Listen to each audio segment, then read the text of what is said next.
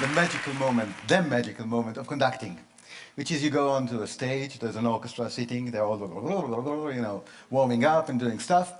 And I go on the podium, you know, this little office of a conductor, or rather a cubicle, you know, an open space cubicle with a lot of space. And in front of all that noise, you do a very small gesture, something like this, not very pomp, not very sophisticated, this. And suddenly, out of the chaos, order. Noise becomes music. And this is fantastic, and it's so tempting to think that it's all about me. All those great people here, virtuosi, they, you know, they make noise, they need me to do that. Not really. If it were that, I would just, you know, save you the talk and teach you the gesture. So you could go out to the world and do this in whatever company or whatever you want, and you have perfect harmony. It doesn't work. Let's look at the first video. I hope you'll think it's a good example of harmony, and then speak a little bit about how it comes about.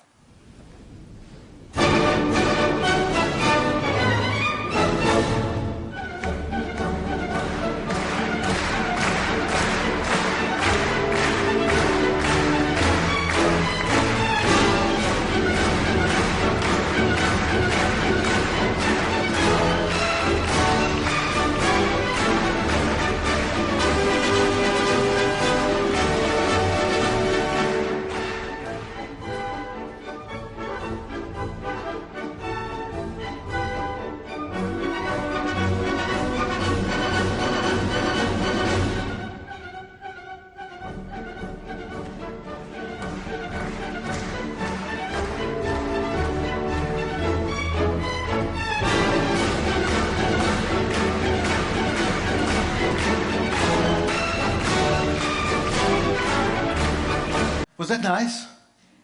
So if that was a sort of a success, now who should we thank for the success? I mean, obviously the orchestra musicians playing beautifully, the Vienna Philharmonic Orchestra. They don't often even look at the conductor. And then you have the clapping audience, yeah, actually taking part in doing the music. You know, Viennese audiences usually don't interfere the music. Yeah? This is the closest to an oriental belly dancing feast that you ever get in Vienna. Yeah? Unlike, for example, in Israel, where audiences cough all the time. Yeah? You know, Arthur Rubinstein, the pianist, used to say that anywhere in the world, people that have the flu, they go to a doctor. In Tel Aviv, they come to my concerts. So that's a sort of a tradition. But Viennese audiences do not do that. But here they go out of the regular just to be part of that, to become part of the orchestra, and that's great. You know, audiences like you, yeah, make the event. But what about the conductor? What can you say the conductor was doing actually? Yeah, he was happy, and I often show this, you know, to senior management. People get annoyed. You come to work. How come you're so happy? Something must be wrong there, yeah? But he's spreading happiness. And I think the happiness, the important thing is this happiness does not come from only his own story and his joy of the music. The joy is about enabling other people's stories to be heard at the same time. You have the story of the orchestra as a professional body. You have the story of the audience as a community. Yeah? You have the stories of the individuals in the orchestra and in the audience. And then you have other stories, unseen. People who built this wonderful concert hall. Yeah? People who made those, you know, Stradivarius, Amati, all those beautiful instruments. And all those stories are being heard at the same time. This is the true experience of a live concert. That's a reason to go out of home. Yeah? But not all conductors do just that. Let's see somebody else, a great conductor, Riccardo Muti, please.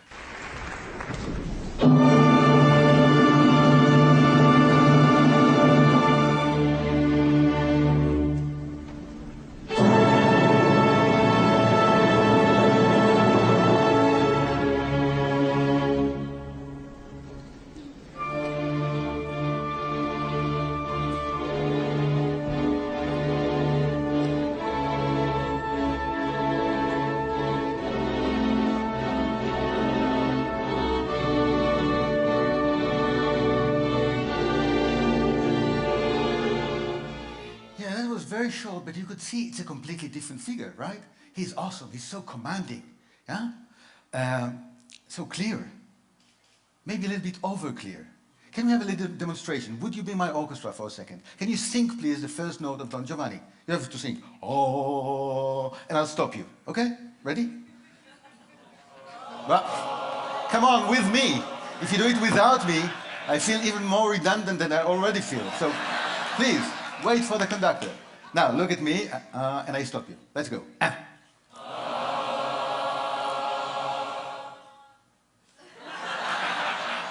So we'll have a little chat later. But there's a vacancy for a...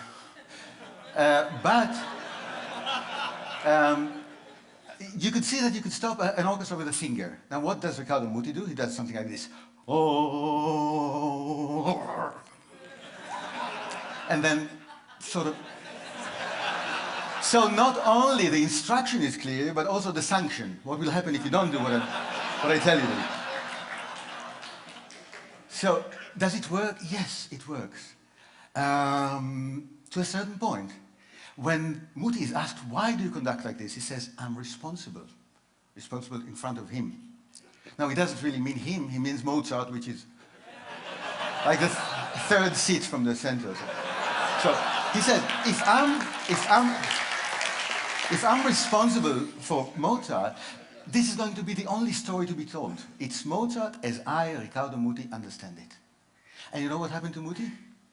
3 years ago, he got a letter signed by all 700 employees of La Scala, musical employees, I mean, the musicians, saying, you're a great conductor. We don't want to work with you. Please resign. Why? Because you don't let us develop. You're using us as instruments, not as partners. And our joy of music, etc., etc. So he had to resign. Isn't it nice?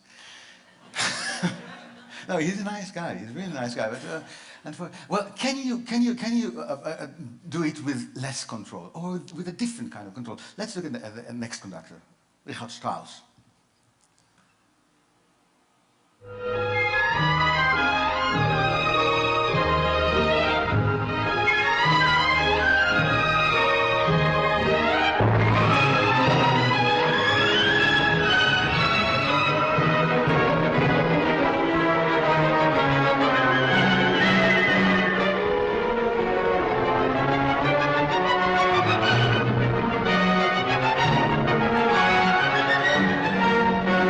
I'm afraid you'll get the feeling that I really, picked up on him because he's old, and it's not true. When he was a young man, about 30, he wrote what he called the 10 commandments for conductors.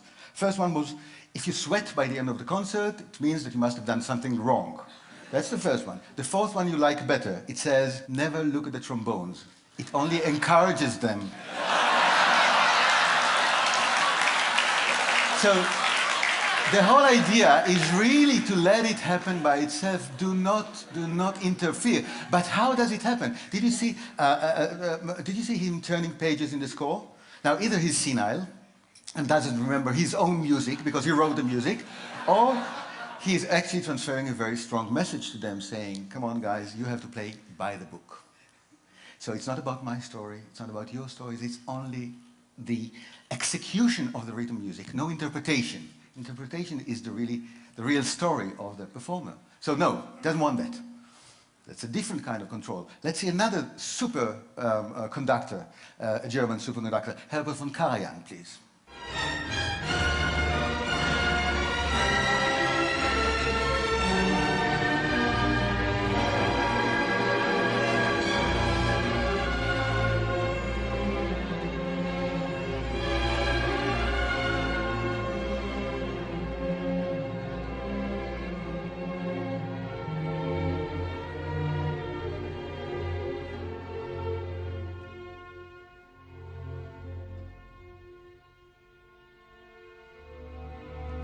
What's different? Did you see the eyes? Closed. Did you see the hands? Did you see this kind of movement? Let me conduct you twice. Once like a Muti, and you'll clap. Just once, and then like Karajan. Let's see what happens, okay? Like Muti. Be ready? Because Muti... Okay? Ready? Let's do it. And then. Good. Now like a Karajan. Since you're already trained, let me concentrate, close my eyes. Come. Why not together? because he didn't know when to play. Now, I can tell you, even the Berlin Philharmonic don't know when to play. Yeah? But I'll tell you how they do it. No cynicism. This is a German orchestra, yes? They look at Karajan, and then they look at each other. Like, do you understand what this guy wants? And after doing that, they really look at each other, and the first players of the orchestra lead the whole ensemble in playing together. And when Karajan is asked about it, he actually says, yes, the worst damage I can do to my orchestra is to give them a clear instruction, because that would prevent the ensemble, the listening to each other that's needed for an orchestra. Now that's great. What about the eyes? Why are the eyes closed? Yeah? There's a wonderful story about Karajan conducting in London, and he cues in a flute player like this. The guy has no idea what to do. So, Maestro, with all due respect, when should I start? What do you think Karajan's reply was? When should I start? Oh yeah. He says, you start when you can't stand it anymore. Meaning that you know you have no authority to change anything. It's my music. The real music is only in Karajan's head, and you have to guess my mind. So you are under tremendous pressure because I don't give you an instruction, and yet you have to guess my mind. So it's a different kind of a very spiritual, but yet very firm control. Can we do it in another way? Of course we can. Let's go back to the first conductor we've seen. Carlos Kleiber, his name. Next video, please.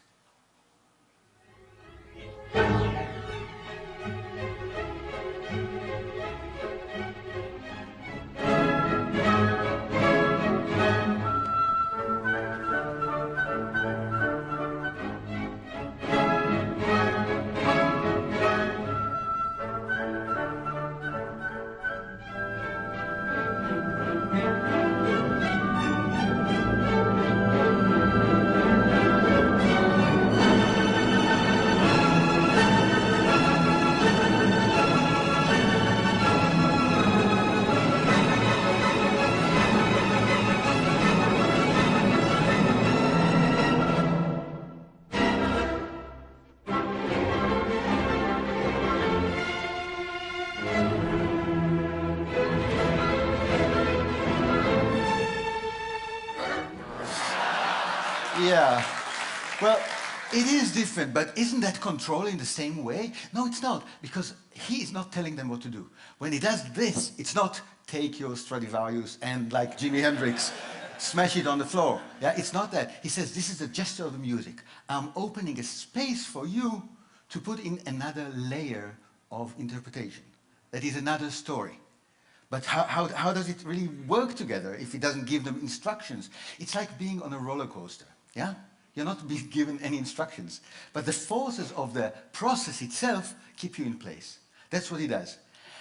But the interesting thing is, of course, that the roller coaster does not really exist. It's not a physical thing. It's in the players' heads. And that's what makes them into partners. You have the plan in your head. You know what to do, even though Kleiber is not conducting you, but rather here and there and that. You know what to do, and you become a partner, building the roller coaster, yeah, with sound, as you actually take the ride. This is very exciting for those players. They do need to go to a sanatorium for 2 weeks later. But it is very tiring, yeah. But it's the best music making like this. But of course, it's not only about motivation and giving them a lot of physical energy. You also have to be very professional. And look again at this Kleiber. Can we have the next video quickly to see what happens when there's a mistake? Again, you see the beautiful body language.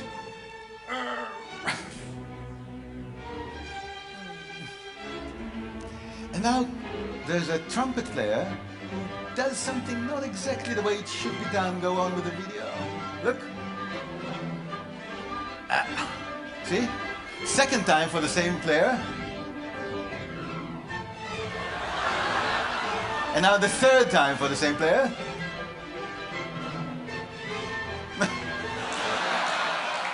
Wait for me after the concert. I have a short notice to give you. You know, when it's needed, the authority is there. It's very important. But authority is not enough to make people your partners. Let's see the next video, please. See what happens here. You might be surprised having seen Kleiber as such a hyperactive guy. He's conducting Mozart. The whole orchestra is playing. Now something else. Huh.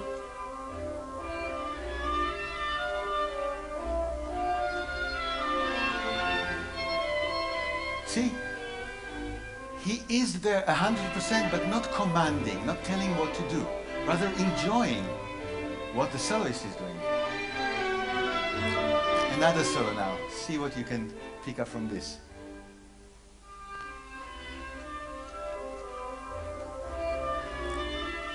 Look at the eyes. Okay. You see that? First of all, it's a kind of a compliment we all like to get. It's not a feedback. It's, yeah, it comes from here. So that's a good thing. And the second thing, it's about actually being in control, but in a very special way. When Kleiber does, did you see the eyes going from here? Come, you know what happens? Gravitation is no more.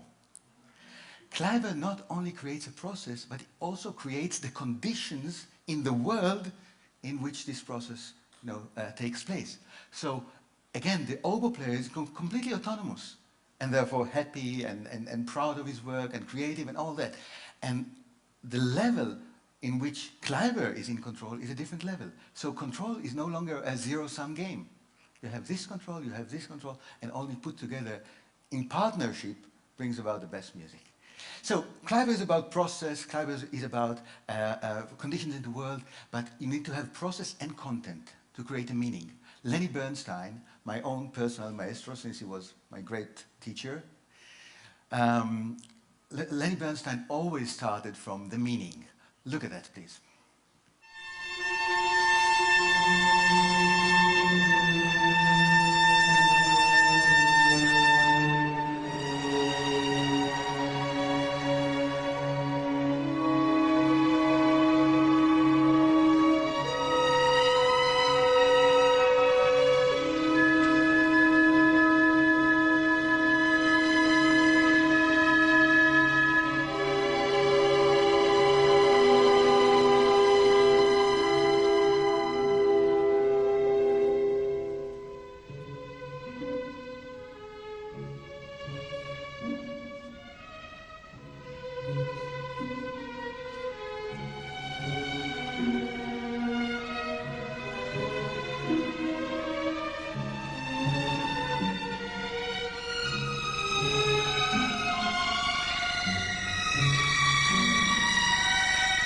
Remember the face of Muti at the beginning? Muti had a wonderful expression, but only one.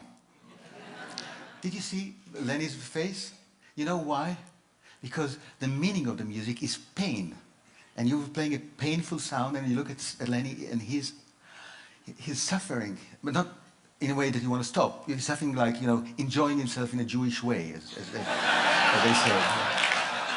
Yeah? Not only suffering, but you can see the music on his face. You can see the baton left his hand, no more baton. Now it's about you, the player, telling the story.